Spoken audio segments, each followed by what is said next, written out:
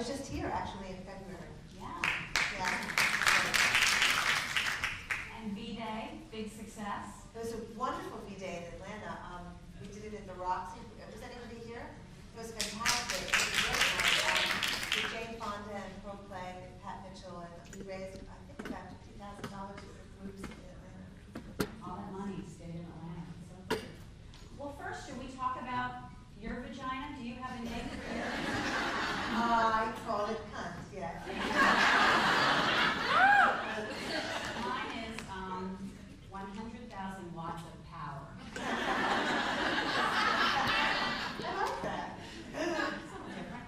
Okay, tell us about, I guess, the birth of the Vagina Monologues. I think that the birth, I always say this, that it was very much a divine accident. In the foreword to the new book, because when we were putting out the V-Day edition, my editor said, why don't you do an introduction about what's happened over the last few years? And I thought, so much has happened. And I started to really write down all these amazing occurrences. And then I started to realize they were really like vagina miracle occurrences. They were just these miraculous little events. And then I started thinking, why did I write the Vagina Monologues? And how did it happen? And this is what I came up with. I decided that basically about 4 or 5 years ago, the Vagina Queens came down and they said, you will serve. And really, you laugh, but I really feel this is true. That's the kind of bizarre part of it. And they basically said, you're the perfect candidate. You are a feminist. You've been writing plays based on interviews. You have strong exhibitionistic tendencies. You have been abused and you know what that's like. And you're a playwright, so here's the mission. And basically, for 5 years, I feel I have had the great honor and privilege to serve their vision. And I feel very alive with that vision. But I have to tell you a lot of what's happening, and it has the feeling of not only a revolution, but a miracle. Like I just got back from a trip to 8 cities around the world that were doing V-Days, in places like Bulgaria, you know, where women from all over the Balkans, Kosovo and Bosnia and Croatia and Serbia and Macedonia came to Bulgaria to celebrate V-Day as if it were a national holiday. And I just sat with my mouth open, you know, and in places like Mexico City and Manila, and I was in this amazing V-Day in Rome, where it was the first time the Vagina Monologues had premiered there, because they've had a lot of trouble with the Vatican and really launching it.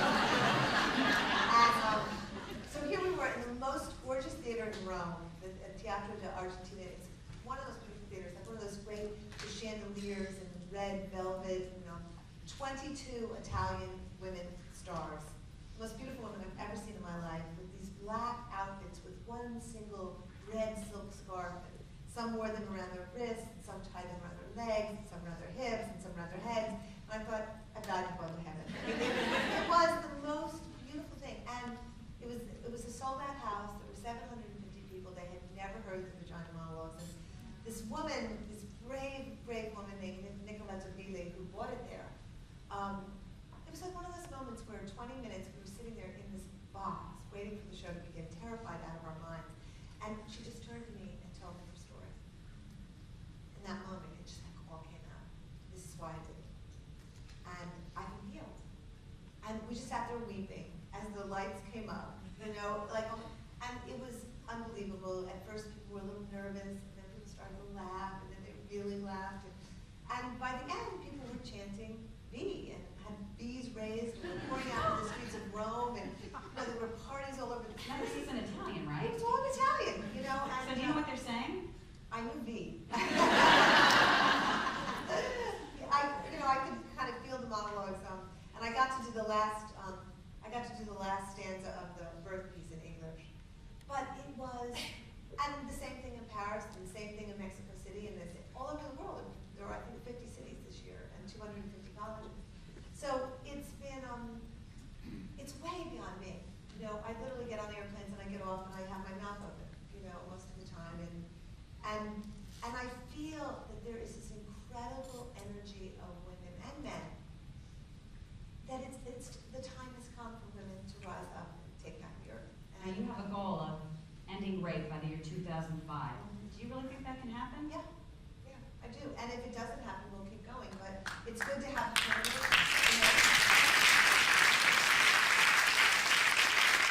I think part of it is that we don't think things are possible. These chairs are funny, you feel like you can't put your feet on the ground. I think because we don't think things are possible, and we don't imagine that any rape, we did this international stop rape contest this year, where all over the world we had 12 regional coordinators, and they were V-Day representatives in each country, in each region of the world, and they put out the call for girls and women to send in original, brave, bold ideas, inexpensive ideas to end rape. And at the beginning of the contest, people said, well, it's impossible to end rape. So part of the whole work in the world was getting people to imagine a world without. I just want to support women. And when I find other women that don't see that or say, oh, I couldn't go to a female gynecologist, I want to say, are you crazy? I just don't get it sometimes. And I love the piece you do in the Vagina Monologues about going to the gynecologist. Isn't that not true? But my doctor now, she has like little warm footies that she puts into, I think, a microwave or something, just so they're just right. I mean, they're getting there. Yeah. And Tampax, I'm happy to say, is now one of our sponsors, but they've actually come up with a lubricated Tampax, which I feel like we had an influence on. These little breakthroughs. Didn't you have problems early on getting sponsors because some people were afraid of the word The vagina? first year we didn't get one corporate sponsor, even places like Vagistat and Tampax, because they didn't want to associate with vaginas. And I thought,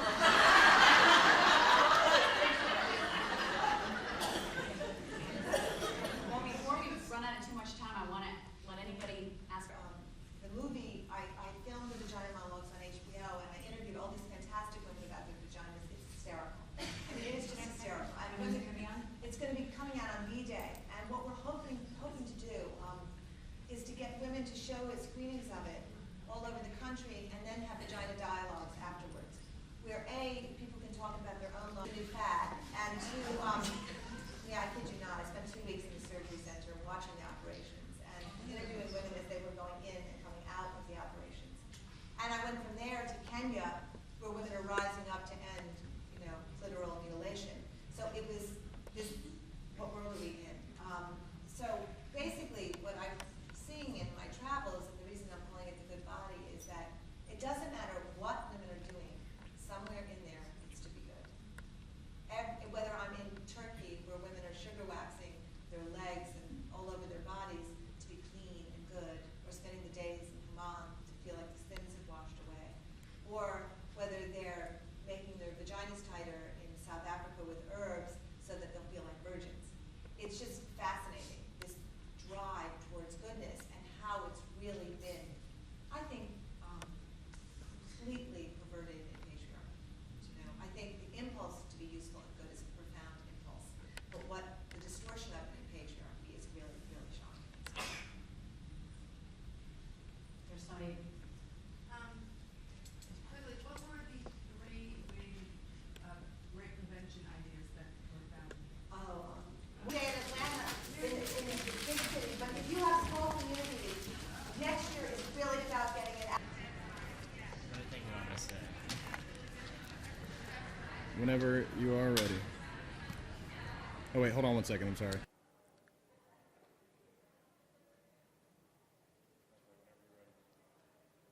Is that really close? What am I gonna, hold on, can you stop it for a minute? Because I don't know. Hi, I'm Jonathan Jackson with Out TV, and we're here at the Woodruff Arts Center. We'll be speaking with Eve Ensler in regards to her new book, The Vagina Monologues. She just spoke to a crowd of approximately 400 people. Let's try that again.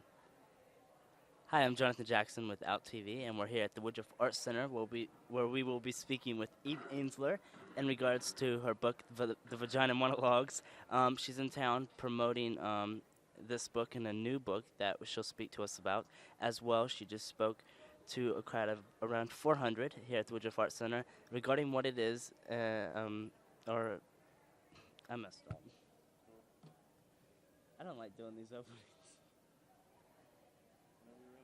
You want to do it? It's not possible to do it.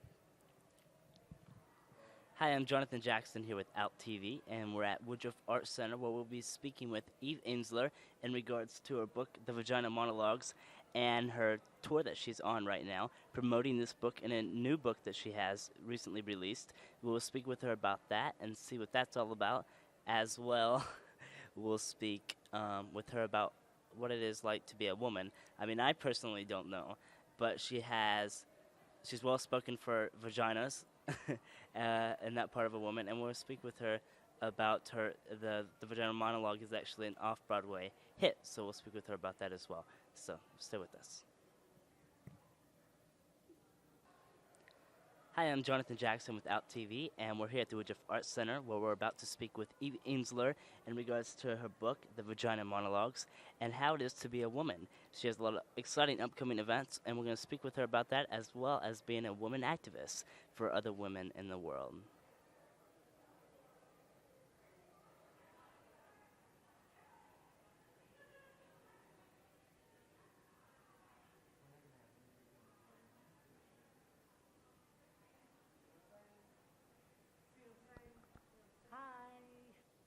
Hi, I'm Jonathan Jackson here with Vicky from Star 94's morning show, Steve and Vicky. You're so very talented. I just want to say you're very beautiful in person. I love my checkbook. It's over there, but very funny too. You were here with Eve tonight. You were the what do you call those people? call it? Kind of like The View, only 2 women instead of 4 or 5, and Well, that could sum that up as well. What did you think about tonight? How has Eve inspired you? the first time I saw the Vagina Monologues, I truly have to tell you, it changed my life. I was kind of at a point when I had read so much about prostitution in Atlanta and violence against women in other countries, and I felt like I should be doing something, or why isn't something being done? And then along came Eve and just inspired me to realize that women are more powerful than we realize, and I truly believe that she started a kind of a revolution that I'm really proud to be part of. Do you do anything in particular that that you recently got involved in because of her or whatnot? Well, I kind of, although it's not necessarily an organization, I kind of went on a rampage on the radio talking about child prostitution in Atlanta and how the pimps were being let go, and these young girls who were as young as 12 years of age were incarcerated, and how that was wrong, and we needed to make changes. And I called my representative and encouraged other people to do so. And I think it's having that voice and being heard, and changes are slowly being made. And I'm proud that that's happening, and hope that myself and other women and just Atlanta and people in general all saw that that was wrong and needed for changes to be made, so legislation is changing. Right. How do you think tonight's event turned out? I thought it was great. I thought with the Dogwood Festival here and spring break and so many people having things to do on a Friday night, that it was just a perfect turnout. I felt a lot of positive energy in the room. It was a perfect setting, and I couldn't be happier. Okay, and I want to change the note for just a minute. Like I said, I'm a big fan of you guys' show. How's that going? It's still a lot of fun, going strong. Getting up at 3 o'clock is still kind of, I think I gotta go to bed. Do you plan to be there for much longer? I mean, you've been there for a little while. Do you plan to do this for a while still, or something new? Do you know something I don't know? As long as they'll have me. Unless I start working for Eve, who knows? I don't know. That could be a good job as well. Well, thank you so much for joining us tonight. Thank you. Thanks. Hi, I'm Jonathan Jackson, and may you tell me who you are? I am Diane House. Diane is one of the audience members for this evening's show at the Woodruff Center with Eve. What do you think about the show? Wonderful. Could you do for... Minimal. I mean, as far as not enough people here, really. Not enough PR. There should have been a sold-out crowd. Right. Can now, you... I know you're wondering about my vagina, right? Yeah. No, but later? Okay, we'll talk later. But I want you to really basically do what you were doing earlier. What was I doing earlier? What? Where? Is this real or not real? I mean, ma'am, you just did it like 5 minutes ago. But I thought... Ma'am, you just got on stage and did it in front of the audience, and now you're claiming you don't know what you... You told me you would come up here and do it for me. When? Like 2 That minutes was ago. Last week. Ma'am, I'm sorry. I really. No, you're making Okay. good. Okay. That's a wrap. So tell us about your vagina. How actually? What? Did your vagina? Oh, okay. Go ahead. Does your vagina have a name? Oh God, yes. What's the name? I forgot the name. I had a name for it a long time ago. What was it? No, wait. I do have a name for my vagina. Damn, what is the name of vagina? I just had it the other day. Oh, wait. It's a senior moment. Wait. Oh, that's my name on my vagina, senior moment. Hello, senior moment.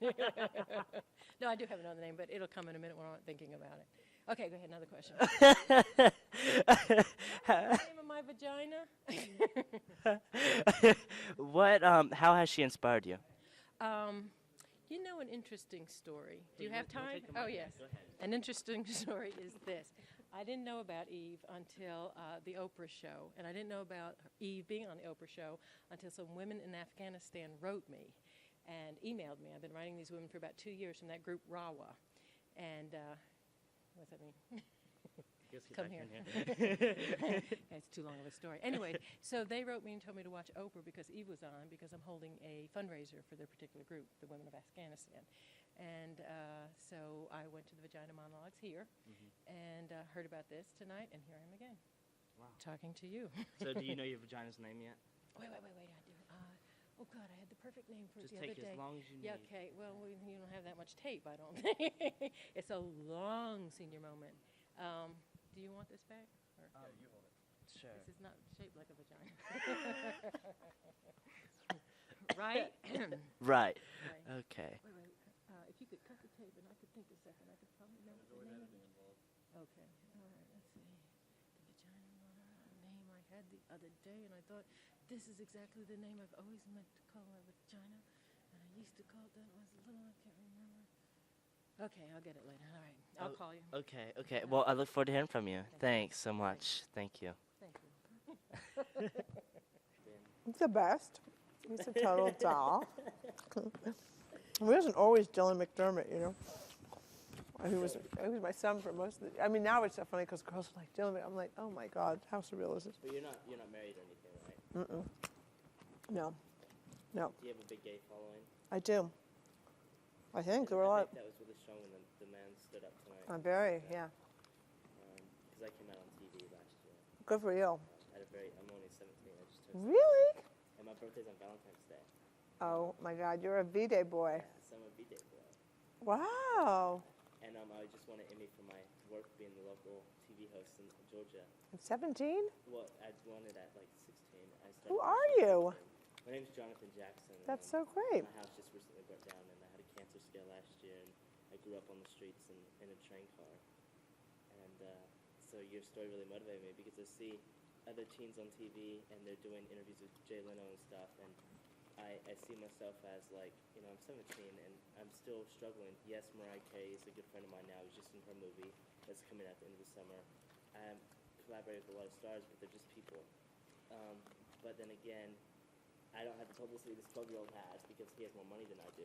So I feel really inferior at times. But you know, you were saying don't measure yourself to other people. And So what does money have to do with anything anyway? I mean, why should I give up or feel inferior to them because of that? Please, you're 17 for God's sakes. 17? I was falling down, honey, at 17. I can't even believe people are 17 because I so missed that part of my life. I woke up around 25 and went, wow. It was a total blur, right? Do you remember being 17? You were what? What's UGA? Sorry. I was in University of Drugs and Alcohol myself. Yeah, right, exactly. Woo! He's like at a career at 17. Can you imagine? First of all, I didn't think I was going to live past 25. So it was like, all right, party up because it's going to be over. Did you, growing up, was this your inspiration? Did you want to be, I mean, because you have a lot of comedic side to you. Did you you want to be a comedian, where you always like want to stand up. Everybody keeps telling me lately that I'm really a comedian. You're hilarious. I mean, you're being yourself. You're totally being yourself. But I know I didn't have ambitions at all. Do you understand? I had no ambitions. My ambition was to make it to 25 and die. I wasn't happy. Wow. That's why I'm so impressed that you're 17. Look, it's got a little camera, the whole little interview thing. You're really that depressed at that young? No, I was an alcoholic too. So. Oh, wow. So how did you overcome all that and become the mother of Dylan McDermott? Well, which my triumph moment. Well, to me, that's a big thing. Because to see Actually, Dylan was a big part of my recovery because I had to take care of him, and I was such a mess. And this is not on the record. Are you taping this? Yes. I don't know. I don't want this on the record. No. I don't want this on the record. So hungry. Raisins did not do the trick. Raisins actually made it worse in a way because they were like, they agitated the hunger. They were like, this is real hunger.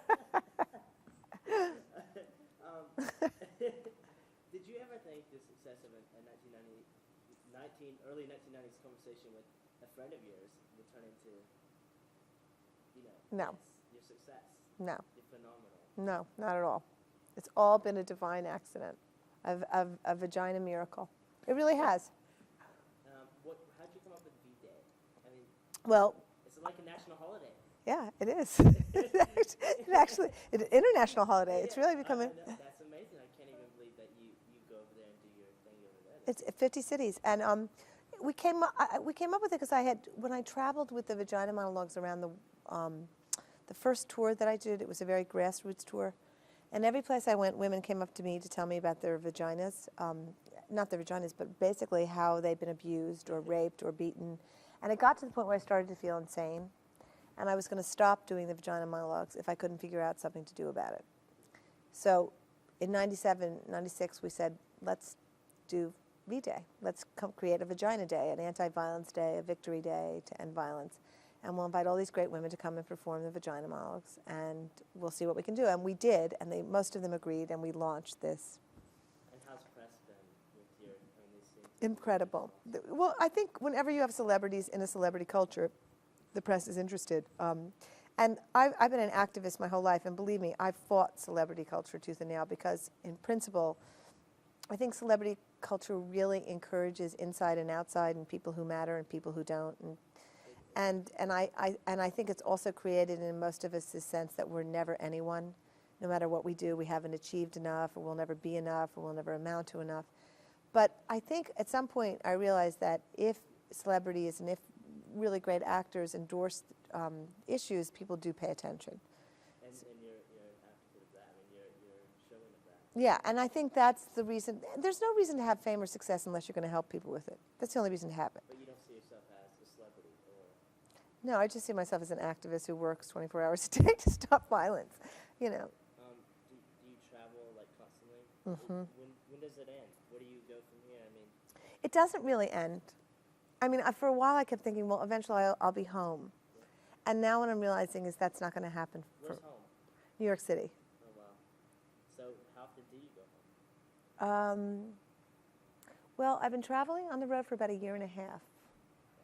And I'm going home tomorrow. But I'm only home for a day. And then I go back on the road. And then I'm home for a while, and then I go back on the road again. When do I go home? No, I mean, are you by yourself usually touring like that? No, my partner comes with me some places, and I have assistants and really great friends who come with me on the road and meet me in different places. Wow. I mean, do you ever miss home? Is it? Home is here.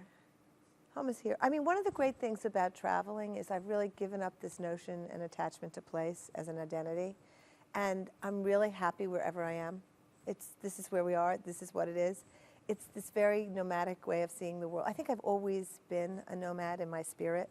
So I know that I have a nest somewhere, and that's great, but it doesn't mean what it used to. The person there means something to me, and if he comes in and he's with me, things are great. But the place. Do you ever have a bad day? I mean, you just glow on stage, and you're still glowing now, and you're starving. I have bad moments. I have bad moments. Moments where I wish people behaved better, or that I handled a situation in a more clever or wise way. But no, I don't have too many bad days. Before I let you go, what's the response like from men? Great, Really? great. Do they feel left out? No, I always say to people, if you want to meet a great man, I always say to women, come to the Vagina Monologues, because really great men come, and they're sensitive men, and they're tender, and they really want to know more about vaginas, and they want to be better lovers, or they're gay men who identify, like the man who spoke up tonight, they're gay men who identify with the struggles of women. And do you have a lot of that with gay men? A lot of gay men come. So that's a great thing that someone stood up like that. Fabulous. Do you ever talk about issues like that? I know you said you were going to maybe write a book or something for young teen females. I'm working on a book for women, and I'm also going to do this compilation of essays by men who have produced, directed, translated the Vagina Monologues around the world. I'm going to have them write essays on how it changed their lives, or what because it's really interesting. I think it's probably 50-50 gay, straight men who have produced it and brought it to their towns. And just, it's so interesting to see how men have been impacted by it. I want to do it. Yeah. That's my opportunity. You don't get to perform it. You can produce it. You can Okay, direct I it. want to produce You can produce it. You can direct it. it. You should become a part of V-Day Men. We need you. Tell me how. All right. After this, Uh-huh. we'll do it. I want to do it, totally. I will be the biggest activist. Okay. Okay? All right. I'm serious. Okay. I'm going to get the younger men involved. I think we are so looking for a young man to head up young V-Day Men. Okay. It starts today. Okay, good. And Monica Kaufman, that was supposed to be here tonight, will come. I'm serious. Okay, great. Fabulous. Excellent. Thank you very much. Very much. Thank you for being so amazing at 17. It's inspirational.